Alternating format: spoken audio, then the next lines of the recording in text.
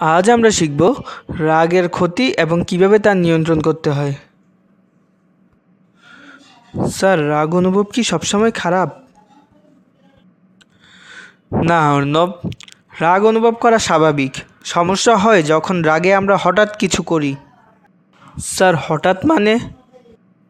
যেমন তুমি মাঝে মধ্যে রেগে গেলে বন্ধুর সঙ্গে কথা কাটাকাটি বা ভুল সিদ্ধান্ত নেবে, তখন শুধু অন্যদের নয়, নিজেরও ক্ষতি হবে। মানে রাগের জন্য এক মুহূর্তে অনেক কিছু হারানো যায়? ঠিক তাই। রাগ এমন বিষয়ে ফোকাস হারায় যা তুমি অর্জন করতে চেয়েছিলে। বন্ধুত্ব, সম্মান, আত্মসম্মান সব ক্ষতিগ্রস্ত হয়।